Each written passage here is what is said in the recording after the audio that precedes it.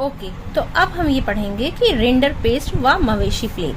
तो जब यूरोपीय ताकतों ने अपना विस्तार करना चाहा, अफ्रीका तक आ गए वो लोग अब वहाँ, तो उसके बाद वहाँ पर उन्होंने क्या किया, वहाँ पर उन्होंने ये देखा कि वहाँ के लोग जो हैं वो बिल्कुल भी इंटरेस्टेड नहीं है कोई काम करने में या सैलरी लेने में या तनख्वाह लेके उनकी सेवा करने में, अपने आप को बहुत अच्छा लाइफस्टाइल देने में। मतलब वो जिस चीज कंडीशन में है वो खुश है। और वो क्या करते हैं, वो मोस्टली किस पर डिपेंड है, एनिमल्स पे, जो जानवर हैं उन पे डिपेंड है वो पूरी तरह से। और वो उन्हीं से अपना भोजन लेते हैं और उनके ही बस उतना ही उनकी जीवन शैली है, उतनी ही उनकी रिक्वायरमेंट है। तो अफ्रीका में 1890 के दशक में रेंडर पेस्ट नामक बीमारी बहुत तेजी से फैल गई। अब अफ्रीका में जो है सभी लोग डिपेंड थे किस पे, जानवरों पे। और 1890 के दशक में कौन सी बीमारी वहां फैल गई, रेंडर पेस्ट नामक बीमारी। मवेशियों में प्लेग की तरह फैलने वाली इस बीमारी से लोगों की आजीविका और स्थानीय अर्थव्यवस्था पर गहरा असर पड़ा, क्योंकि लोग मोस्टली किस पे डिपेंड थे, जानवरों पे। और जब जानवरों में ये बीमारियां फैल गईं तो जाहिर सी बात है उनके जीवन पे भी बहुत असर पड़ा और उनकी अर्थव्यवस्था पे भी बहुत बुरा असर पड़ा। यह इस बात का अच्छा उदाहरण है कि औपनिवेशिक समाजों पर यूरोपीय साम्राज्यवादी ताकतों के प्रभाव से बड़े पैमाने पर क्या असर पड़े। इस उदाहरण से पता चलता है कि हमलों और विजयों के इस युग में दुर्घटनावश फैल गई मवेशियों की बीमारी ने भी हजारों लोगों का जीवन व भाग्य बदल कर रख दिया और दुनिया के साथ इनके संबंध को नई शक्ल में ढाल दिया। अब क्या था कि जो अफ्रीका के लोग थे वो ज्यादातर जानवरों पर डिपेंड थे, मवेशियों पर डिपेंड थे। अब मवेशियों में फैल गई एक बीमारी, जानलेवा बीमारी, जिससे बहुत सारे मवेशी मर गए। अब अगर मवेशी ही नहीं रहेंगे तो उनके पास कुछ करने को नहीं है, उनका जीविका का साधन खत्म हो गया है, तो फिर अब खाने को तो चाहिए ही, काम तो करना ही है, पेट तो भरना ही है, तो फिर अब क्या होगा। प्राचीन काल से ही अफ्रीका में जमीन की कभी कोई कमी नहीं रही, जबकि वहाँ की आबादी बहुत कम थी। सदियों तक अफ्रीकियों की जिंदगी व कामकाज जमीन और पालतू पशुओं के सहारे ही चलता रहा है। वहाँ पैसे या वेतन पर काम करने का चलन नहीं था। 19वीं सदी के आखिर में अफ्रीका में ऐसे उपभोक्ता सामान बहुत कम थे जिन्हें वेतन के पैसे से खरीदा जा सकता था। अगर आप अफ्रीका के किसान होते और आपके पास जमीन और पालतू पशु होते जिनकी वहाँ कोई कमी नहीं थी, तो शायद आपको भी ये बात समझ में नहीं आती कि वेतन के लिए काम करने की जरूरत ही क्या है। जरूरत ही क्या है किसी की गुलामी करने की। एक तरह से इसको इस तरह से समझा जा सकता है, आपके पास एनिमल है, आपके पास जमीन है, आप खेती करिए, आप दूध दही अंडे ये सब चीजें आपको जानवरों से मिल जाएगी, खाने पीने की व्यवस्था हो ही जाएगी, तो जरूरत ही क्या है किसी और चीज की, है ना। 19वीं सदी के आखिर में यूरोपीय ताकतें अफ्रीका के विशाल भूक्षेत्र और खनिज भंडारों को देखकर इस महाद्वीप की ओर आकर्षित हुई थी।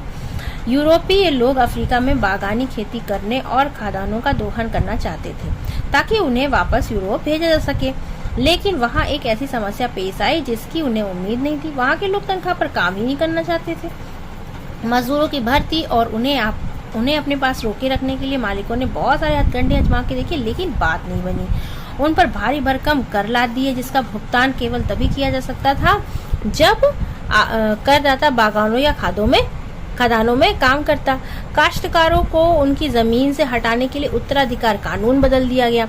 मतलब ये सारे हथकंडे यूरोपीय अपना रहे थे कि कैसे कैसे इन लोगों को मजबूर किया जाए कि ये काम करें, ये मजदूरी करें, है ना, ये पैसे कमाए। उनके ऊपर बड़े बड़े टैक्स लगा दिए गए, उनकी जमीनों पर से उनका अधिकार खत्म कर दिया गया, उत्तराधिकार का कानून बदल दिया गया कि अब वो जो जमीन है या जो भी पुश्तैनी जमीन रहेगी वो सिर्फ एक परिवार के एक व्यक्ति को मिलेगी। अगर 4 भाई हैं तो एक भाई को मिलेगी, बाकी तीनों को नहीं मिलेगी। जब उनके पास जमीन ही नहीं रहेगी तो उन्हें कुछ ना कुछ तो करना पड़ेगा ना काम करने के लिए, कमाने खाने के लिए।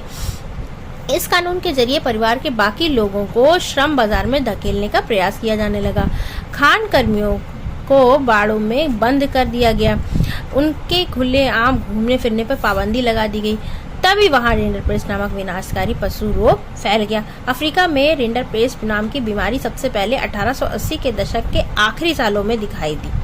उस समय पूर्वी अफ्रीका में एरिट्रिया पर हमला कर रहे इटालियन सैनिकों का पेट भरने के लिए एशियाई देशों के जानवरों को लाया जाता था। ये बीमारी ब्रिटिश आधिपत्य वाले एशियाई देशों से आए उन्हीं जानवरों के जरिए वहां पहुंच गई। अफ्रीका के पूर्वी हिस्से से महाद्वीप में दाखिल होने वाली ये बीमारी क्या जंगल की आग की तरह पश्चिमी एशिया की तरफ बढ़ने लगी और 1892 में यह अफ्रीका के अटलांटिक तट तक पहुंच गई। 5 साल बाद यह केप अफ्रीका का धुर दक्षिणी हिस्सा तक पहुंच गई। रिंडरपेस्ट ने अपने रास्ते में आने वाले 90% मवेशियों को मौत की नींद सुला दिया। ठीक है, 90% मवेशी जो हैं वो मर गए। पशुओं के खत्म हो जाने से तो अफ्रीकियों के रोजी रोटी के साधन ही खत्म हो गए। अपनी सत्ता को और अधिक मजबूत करने तथा अफ्रीकियों को श्रम बाजार में ढकेलने के लिए वहां के बागान मालिकों, खान मालिकों और औपनिवेशिक सरकारों ने बचे खुचे भी जो जानवर थे वो अपने कब्जे में ले लिए। अब क्या हुआ कि कुछ जितने जानवर थे 90% वो तो खत्म हो गए और जो बचे थे उन्हें अपने कब्जे में ले लिया गया। तो अब उनके पास कोई रास्ता नहीं बचा उनकी मिलों में, उनके खानों में काम करने की। तो 19वीं सदी तो फिर ये उन्हें गुलाम बना लेने का सबसे बेहतरीन मौका किसको मिल गया? यूरोपीय उपनिवेशकारों को। किनको? अफ्रीका के लोगों को। 19वीं सदी की दुनिया के अन्य भागों पर पश्चिमी आक्रमण और विजय के परिणामों की ऐसी ही और भी कहानियां देखी जा सकती हैं। अच्छा, अब भारत में अनुबंधित श्रमिकों का जाना। भारत की भी कहानी। अब भारत से भी इन्होंने भारत को भी नहीं छोड़ा था। आपको पता ही है कि यहाँ पर ब्रिटिश आए थे, उन्होंने यहाँ पर राज किया। तो उन्होंने क्या किया? भारत से अनुबंधित यानी गिरमिटिया, एग्रीमेंट होता है ना, तो एग्रीमेंट को उसका बदला हुआ रूप ही है ये गिरमिटिया। एग्रीमेंट कहते कहते उन्होंने इसको गिरमिटिया बना दिया। ठीक, गिरमिटिया श्रमिकों को ले जाया जाना भी 19वीं सदी की दुनिया की विविधता को प्रतिबिंबित करता है। यह तेज आर्थिक वृद्धि के साथ साथ जनता के कष्टों में वृद्धि, कुछ लोगों की आय में वृद्धि और दूसरों के लिए बेहिसाब गरीबी, कुछ क्षेत्रों में भारी तकनीकी प्रगति और दूसरे क्षेत्रों में उत्पीड़न के नए रूपों की इजाद की दुनिया थी। यानी कि क्या हुआ था 19वीं सदी में कि एक जगह तो बहुत ज्यादा तकनीकी विकसित हो रही थी, वहां पर लोगों का जीवन स्तर सुधर रहा था, उनके भोजन का स्तर सुधर रहा था, उनके काम का स्तर, उनका सामाजिक स्तर, सब कुछ सुधर रहा था। और एक तरफ क्या हो रहा था कि वो उन सब की सारी व्यवस्था करने के लिए, उनके खाने की व्यवस्था, उनके कपड़ों की व्यवस्था, उनके रहन सहन की व्यवस्था, उनकी सुख सुविधाओं की व्यवस्था के लिए दूसरी तरफ दूसरे देशों का दोहन किया जा रहा था, दूसरे देशों के लोगों का शोषण किया जा रहा था, वहाँ के संसाधनों का दोहन किया जा रहा था, उन पे तरह तरह के कर लादे जा रहे थे, उन्हें तरह तरह की यातनाएं दी जाती थी, उनसे बिल्कुल जानवरों जैसा व्यवहार किया जा रहा था। तो दो तरह के यहाँ पर आप दृश्य देख सकते हो। एक तरफ तो मनुष्य का जीवन स्तर बहुत अच्छा हो रहा था और एक तरफ बहुत ज्यादा खराब भी हो रहा था। 19वीं सदी में भारत और चीन के लाखों मजदूरों को बागानों, खदानों और सड़कों तथा रेलवे निर्माण परियोजनाओं में काम करने के लिए दूर दूर के देशों में ले जाया जाता था। भारतीय अनुबंधित श्रमिकों को खास तरह के अनुबंध या एग्रीमेंट के तहत ले जाया जाता था। इन अनुबंधों में यह शर्त होती थी कि यदि मजदूर अपने मालिक बागानों से 5 साल काम कर लेंगे तो वो स्वदेश लौटा दिए जाएंगे। 5 साल का एग्रीमेंट होता था, 5 साल के लिए वो वहाँ भेजे जाएंगे, 5 साल बाद वो अपने देश वापस भेज दिए जाएंगे। भारत के ज्यादातर अनुबंधित श्रमिक मौजूदा पूर्वी उत्तर प्रदेश, बिहार, मध्य भारत और तमिलनाडु के सूखे इलाकों से ले जाए जाते थे। 19वीं सदी के मध्य में इन इलाकों में भारी बदलाव आए थे। कुटीर उद्योग खत्म हो गए थे और क्या हो गया था? जमीन का भाड़ा बढ़ गया था। खानों और बागानों के लिए जमीनों को साफ किया जा रहा था। इन परिवर्तनों से गरीब के जीवन पर गहरा असर पड़ा। वे बटाई पर जमीन तो ले लेते थे लेकिन उसका भाड़ा नहीं चुका पाते थे, उन पर कर्जा चढ़ने लगता था, काम की तलाश में उन्हें घर बार छोड़ने पड़े। अब उनके साथ इतनी व्यवस्थाएं थी, आदमी खाए बिना तो मरेगा नहीं, कुछ ना कुछ तो काम चाहेगा ही। तो उन्हें जो बाहर के जो ये लोग थे, एजेंट लोग थे, वो बहलाते फुसलाते थे, उन्हें तरह तरह का लालच देते थे, उन्हें समझाते थे कि यहाँ पर तो तुम्हारे पास कोई काम भी नहीं है, तुम्हारे पास जमीन भी नहीं है, तुम इतने कर्जे में हो, तो तुम 5 साल के लिए वहां चले जाओ, वहां बहुत अच्छा जीवन मिलेगा, वहां आपको बहुत अच्छा काम मिलेगा और आप बहुत अच्छे से वहां पर अपना लाइफ स्टाइल कर सकते हो, वहां से कमा के आके यहाँ भी सुधार कर सकते हो, यहाँ भी पीढ़ियां। इस तरह तरह के प्रलोभन, उनको असली बात नहीं बताई जाती थी कि वहां जाएंगे तुमसे क्या काम लिया जाएगा, उनका जीवन स्तर किस तरीके का होगा, ये सब नहीं। उन्हें प्रलोभन दिया जाता था और एग्रीमेंट साइन करा लिया जाता था और उन्हें भेज दिया जाता था एग्रीमेंट यानी गिरमिटिया मजदूर के तौर पर। भारतीय अनुबंधित श्रमिकों को मुख्य रूप से करेबियाई द्वीप समूह, मुख्यतः त्रिनाद, गुयाना और सुरीनाम, मॉरिशस व फिजी ले जाया जाता था। तमिल अप्रवासी सिलोन और मलाया जाकर काम करते थे। बहुत सारे अनुबंधित श्रमिकों को असम के चाय बागानों में काम करवाने के लिए भी ले जाया जाता था। मजदूरों की भर्ती का काम मालिकों के एजेंट किया करते थे। एजेंटों को कमीशन मिलता था। बहुत सारे आप्रवासी अपने गांव में होने वाले उत्पीड़न और गरीबी से बचने के लिए भी इन अनुबंधों को मान लेते थे। एजेंट भी भावी आप्रवासियों को फुसलाने के लिए झूठी जानकारियां देते थे। कहाँ जाना है, यात्रा के साधन क्या होंगे, क्या काम करना होगा, नई जगह पर काम व जीवन के हालात कैसे होंगे, इस बारे में उन्हें सही जानकारी नहीं दी जाती थी। बहुत सारे आप्रवासियों को तो यह भी नहीं बताया जाता था कि उन्हें लंबी समुद्री यात्रा पर जाना है। अगर कोई मजदूर अनुबंध के लिए राजी नहीं होता था तो एजेंट उसका अपहरण कर लेते थे। 19वीं सदी की इस अनुबंध व्यवस्था को बहुत सारे लोगों ने नई दास प्रथा का नाम भी दिया था। बागौरों में या कार्यस्थल पर पहुंचने के बाद मजदूरों को पता चलता था कि वे जैसी उम्मीद कर रहे थे वहां वैसे हालात नहीं है। नई जगह की जीवन एवं कार्य स्थितियां कठोर होती थी। मजदूरों के पास कानूनी अधिकार कहने को भी नहीं थे। उसके बावजूद मजदूरों ने भी जिंदगी बसर करने के लिए अपने तरीके ढूंढ निकाले। बहुत सारे तो भागकर जंगलों में ही चले गए। अगर ऐसे मजदूर पकड़े जाते तो उन्हें बहुत भारी सजा दी जाती थी।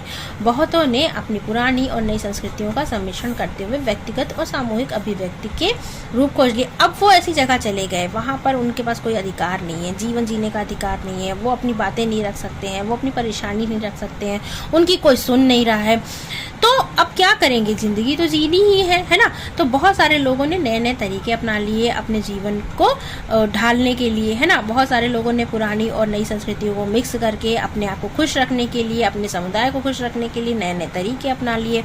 वो उसी तरह से रहने लगे। कुछ लोग भाग गए, कुछ लोग जंगल में चले गए और कुछ जंगल में गए, पकड़े गए तो उनको बहुत कड़ी सजाएं भी दी गई।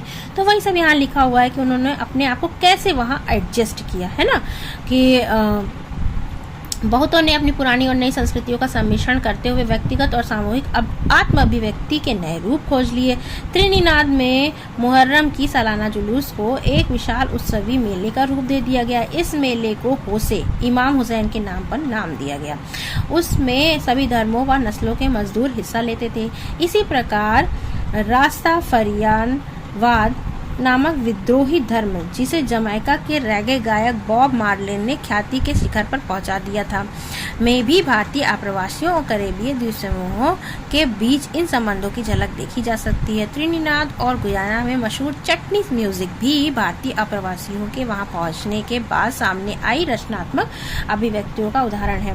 तो लोग अपनी अभिव्यक्ति, अपने मनोरंजन और किसी तरह से भी अपने जीवन को वहां एडजस्ट करने के लिए नए नए तरीके निकालने लगे और नए नए अपने मनोरंजन के साधनों को वहाँ स्थापित किया। लोगों को एक दूसरे से जोड़ा अपनी अभिव्यक्ति की म्यूजिक के जरिए, है ना। सांस्कृतिक समागम के ये स्वरूप एक नई वैश्विक दुनिया के उदय की प्रक्रिया का अंग थे। यह ऐसी प्रक्रिया थी जिसमें अलग अलग स्थानों की चीजें आपस में घुल मिल जाती थी, उनकी मूल पहचान और विशेषताएं गुम हो जाती थी और बिल्कुल नया रूप सामने आ जाता था। अब क्या था कि इस तरह से लोगों ने वहाँ पर क्या था, बहुत सारे जगह के लोग थे, तो बहुत सारी तरह तरह की संस्कृतियाँ थी। वो सब लोग मिल के अपनी संस्कृतियों को मिला के एक नया तरीका निकालते थे मनोरंजन का, अपनी भावनाओं को व्यक्त करने का, अपने दुख को, अपने सुख को व्यक्त करने का। ठीक है, तो वो पुरानी संस्कृतियों का सम्मिश्रण तो होता था, लेकिन वो एक अलग ही होता था। वो पुरानी चीज़ों से मैच नहीं करता था, वो एक नई ही संस्कृति सामने आती थी। लगातार अनुबंधित श्रमिक अनुबंध समाप्त हो जाने के बाद भी वापस नहीं लौटे। ज़्यादातर जो वापस लौटे उनमें से भी अधिकांश केवल कुछ समय यहाँ बिताकर फिर अपने ठिकाने पर वापस लौट गए। तो जैसे आप देखते हैं कि वेस्ट इंडीज़ में या वहाँ पर बहुत सारे ऐसे भारतीय नाम आपको सुनाई देते हैं, क्रिकेट टीम में बहुत सारे भारतीय नाम सुनाई देते हैं। तो आप ये सोचते होंगे कि ये भारतीय वहाँ कैसे, तो ये भारतीय वही मजदूर हैं जो वहाँ पर रहने लगे, वहाँ से वापस नहीं आए और एग्रीमेंट के थ्रू वहाँ पहुँचे थे। तो यही सब है, वहाँ पर पहुँचकर अपने जीवन को वहाँ पर इन्होंने स्थापित कर लिया और वहीं पे जीना, रहना, खाना शुरू कर लिया, अपने आप को वहीं के साथ ढाल लिया। तो उन्हीं की ये नस्लें हैं जो आज हमें दिखाई देती हैं। उन्हें वहाँ पर क्या कहा गया कि अब यहाँ देखो 20वीं सदी के शुरुआती सालों से ही हमारे देश के राष्ट्रवादी नेता इस प्रथा के विरोध में लग गए। उनकी राय में ये बहुत ही अपमानजनक क्रूर व्यवस्था थी। इसी दबाव में आकर 1921 में इसे खत्म कर दिया गया। ये गिरमिटिया मजदूर वाला जो कॉन्सेप्ट था उसे 1921 में खत्म कर दिया गया, लेकिन इसके बाद भी कई दशक तक भारतीय अनुबंधित मजदूरों के वंशज कैरेबियाई द्वीप समूह में बेचैन अल्पसंख्यकों का जीवन जीते रहे। वहाँ के लोग उन्हें कुली मानते थे और उनके साथ कुलियों जैसा बर्ताव भी करते थे। नायपॉल के कुछ प्रारंभिक उपन्यास में विक्षोभ और परायपन के, नायपॉल वहाँ के एक उपन्यासकार हैं, तो उन्होंने जो लिखा है उसमें आप इन सब भावनाओं को साफ तौर पे देख सकते हैं। विदेश में भारतीय उद्यमी, अब क्या था, विश्व बाजार के लिए खाद्य व फसल उगाने के वास्ते पूंजी की आवश्यकता थी। बड़े बागानों के लिए तो बाजार और बैंकों से पैसा लिया जा सकता था, लेकिन जो छोटे मोटे किसान थे वो क्या करते, यहीं से देसी साहूकार और महाजन दृश्य में आते हैं। क्या आपने शिकारीपुरी श्रॉफ और नट्टुकोट्टई चेट्टियारों के बारे में सुना है? ये उन बहुत सारे बैंकर और व्यापारियों में से थे जो मध्य एवं दक्षिण पूर्वी एशिया में निर्यातोन्मुखी खेती के लिए कर्जे देते थे। इसके लिए वे या तो अपनी जेब से पैसा लगाते थे या यूरोपीय बैंकों से कर्जे लेते थे। उनके पास दूर दूर तक पैसे पहुंचाने की एक व्यवस्थित पद्धति होती थी। यहाँ तक कि उन्होंने व्यावसायिक संगठनों और क्रियाकलापों के देसी स्वरूप भी विकसित कर लिए थे। यानी कि जो बड़े बड़े उद्योगपति थे वो तो बैंक से कर्जा ले लेते थे, लेकिन जो छोटे मोटे किसान थे वो कहाँ जाएंगे बैंक से कर्जा लेने के लिए, उन्हें इतना मालूम भी नहीं था। तो जो छोटे छोटे महाजन और साहूकार, देसी साहूकार होते थे, वो उन्हें कर्जा देते थे। आप पुरानी फिल्मों में भी देखेंगे कि बहुत सारे महाजन होते हैं जो सूदखोर होते हैं, जो कर्जा देते हैं और फिर उनसे पैसा वसूलते हैं, उनकी ज़मीनें वगैरह भी लिखवा लेते हैं। इस तरीके से अफ्रीका में यूरोपीय उपनिवेशकारों के पीछे पीछे भारतीय व्यापारी और महाजन भी जा पहुंचे। हैदराबादी सिंधी व्यापारी तो यूरोपीय उपनिवेशों से भी आगे जा निकले। 1860 के दशक में उन्होंने दुनिया भर के बंदरगाहों पर अपने बड़े बड़े एम्पोरियम खोल दिए। इन दुकानों में सैलानियों को आकर्षक स्थानीय और विदेशी चीजें मिलती थीं। यह एक फलता फूलता कारोबार था, क्योंकि सुरक्षित और आरामदेह जलपोतों के आ जाने से सैलानियों की संख्या में भी दिनों दिन बढ़ने लगी। अब क्या होता था कि जहाज जो है वो आरामदायक हो चुके थे, इसलिए एक जगह से दूसरी जगह लोग घूमने भी जाते थे, बिजनेस के तो उसके लिए भी जाते थे या व्यापार के लिए भी जाते थे। और वहाँ पर ऐसे स्टोर्स होते थे जहाँ पर आपको अपनी देशी चीज़ें मिल जाएंगी। तो ये सारे जो बाहर से लोग आते थे उनकी वजह से इस बिजनेस में भी इजाफा होने लगा। भारतीय व्यापार, उपनिवेशवाद और वैश्विक व्यवस्था। भारत में पैदा होने वाली महीन कपास का यूरोपीय देशों को निर्यात किया जाता था। औद्योगिकरण के बाद ब्रिटेन में भी कपास का उत्पादन बढ़ने लगा था। इसी कारण वहाँ के उद्योगपतियों ने सरकार पर दबाव डाला कि वो कपास के आयात को रोक लगा दें, क्योंकि अब हमारे यहाँ खुद कपास उत्पादन हो रहा है, इसलिए हमें बाहर से खरीदने की ज़रूरत ही नहीं है, और स्थानीय उद्योगों की रक्षा करें। अब इससे क्या हुआ, इसके फलस्वरूप जब आप अपने यहाँ ही कपास उत्पादन कर रहे हैं और बाहर से नहीं खरीद रहे हैं, तो जहाँ पर मना करोगे वहाँ के बिजनेस पे तो असर पड़ेगा ही। ब्रिटेन में आयातित कपड़ों पर सीमा शुल्क थोप दिए गए। वहाँ महीन भारतीय कपास का आयात कम होने लगा। 19वीं शताब्दी की शुरुआत में ही ब्रिटिश कपड़ा उत्पादक दूसरे देशों में भी अपने कपड़े के लिए नए नए बाजार ढूंढने लगे।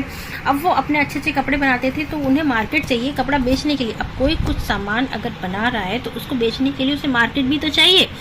सीमा शुल्क की व्यवस्था के कारण ब्रिटिश बाजारों में से बेदखल हो जाने के बाद भारतीय कपड़ों को दूसरे अंतर्राष्ट्रीय बाजारों में भी भारी प्रतिस्पर्धा का सामना करना पड़ा। भारतीय कपड़े जहाँ भी जिस भी मार्केट में जाते थे, वहाँ जाहिर सी बात है वहाँ टैक्स देना है आपको, वहाँ सीमा शुल्क देना है, बहुत सारी चीज़ें। तो वो वहाँ पर कंपटीशन नहीं झेल पा रहे थे कि सस्ते दामों पे भी बेचें, तो सस्ते मिलेंगे तभी तो लोग लेंगे। उनको क्या फ़र्क पड़ता है कि आपको कहाँ कहाँ टैक्स देना पड़ रहा है, उनको तो अपनी जेब से, भाई कोई आप भी सामान लेने जाओगे और सेम क्वालिटी में आपको कोई चीज़ महंगी मिल रही सस्ती, तो आप सस्ती वाली ही प्रेफर करोगे ना। तो वही बात थी। यदि भारतीय निर्यात के आंकड़ों का अध्ययन करें तो पता चलता है कि सूती कपड़े के निर्यात में लगातार गिरावट का ही रुझान दिखाई देता है। सन 1800 के आसपास निर्यात में सूती कपड़े का प्रतिशत 30% था, जो 1815 में घटकर 15% रह गया। 1870 तक तो ये अनुपात 3% रह गया, यानी इतना घट गया 1870 तक कि 3% ही कपड़े सिर्फ बिक रहे थे। तो फिर भारत के किन चीज़ों का निर्यात किया? आंकड़ों के माध्यम से फिर एक नाटकीय कहानी सामने आती है। निर्मित वस्तुओं का निर्यात घटता जा रहा था और उतनी ही तेजी से कच्चे माल का निर्यात बढ़ता जा रहा था।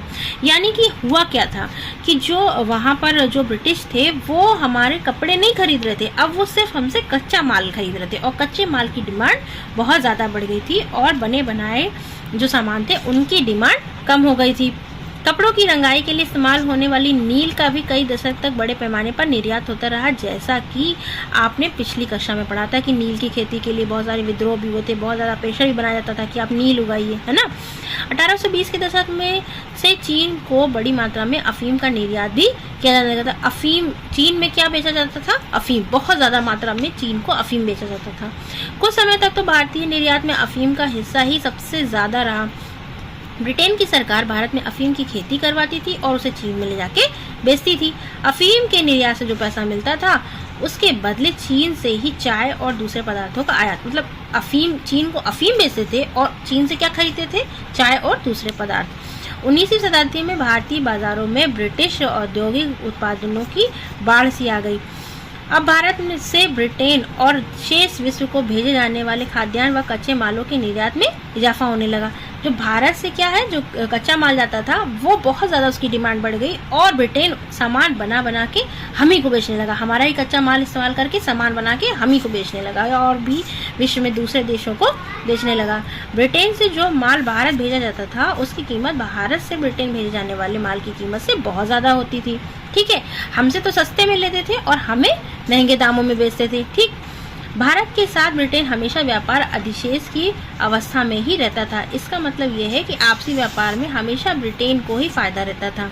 ब्रिटेन इस मुनाफे के सहारे दूसरे देशों के साथ होने वाले व्यापारिक घाटे की भरपाई कर लेता था। बहुपक्षीय बंदोबस्त ऐसे ही काम करता है। इसमें एक देश के मुकाबले दूसरे देश को होने वाले घाटे की भरपाई किसी तीसरे देश के साथ व्यापार के मुनाफे में, मतलब हम दूसरे देश में उसे जो घाटा हो रहा है, जो प्रॉफिट नहीं हो रहा है, उसे वो कहाँ बैलेंस कर लेते थे? हमारे साथ। हमें महंगे दामों में बेचते थे, हमसे कच्चा माल खरीद लेते थे, तो वो चीज़ वहाँ पर बैलेंस हो जाती थी।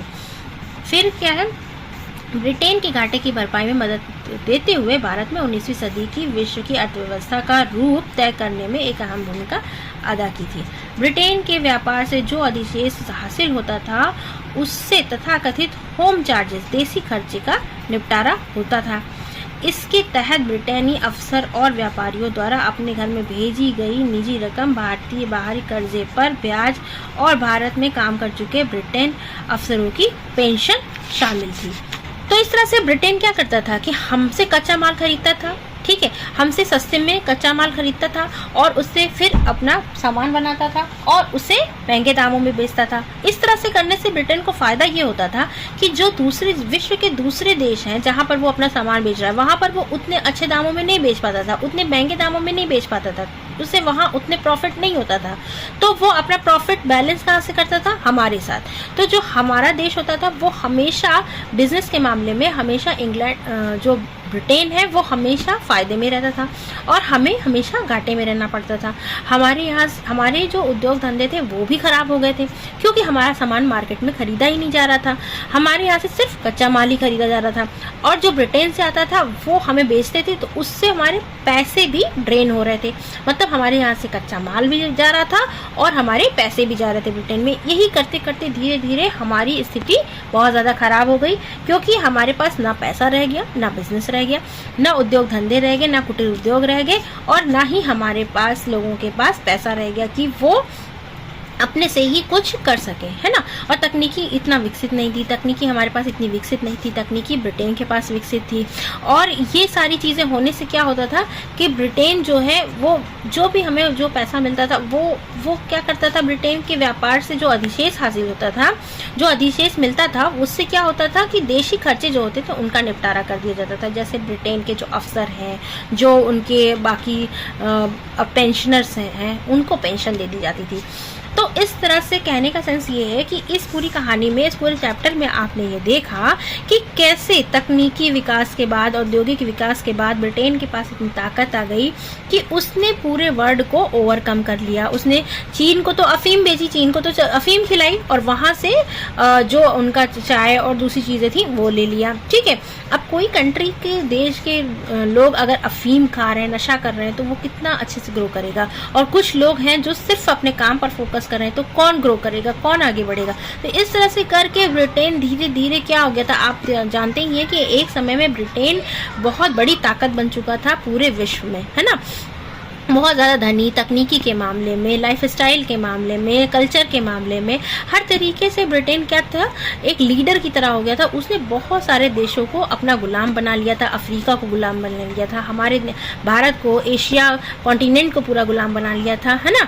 तो सबको अपना गुलाम बना लिया था, सबको अपना औपनिवेश बना लिया था, और यहाँ से वो हर तरीके से प्रॉफिट लेते थे, हर तरीके से अपने आप को, अपनी लाइफस्टाइल को वृद्धि करते थे। तो ये हमने देखा, ये भूमंडलीकरण का एक शाह भाग हमने देखा, है ना। एक नेगेटिव पॉइंट हमने देखा कि कैसे एक तकनीकी का तो विकास हुआ, लोग एक दूसरे से जुड़े, लोग एक दूसरे के बारे में जानने लगे, लोगों का एक दूसरे के साथ मिलना जुलना बढ़ गया, लेकिन उसके क्या क्या साइड इफेक्ट हुए, उससे लोगों के जीवन पे क्या बुरा असर पड़ा, वो भी हमने इस चैप्टर में अब तक पढ़ा। Okay students.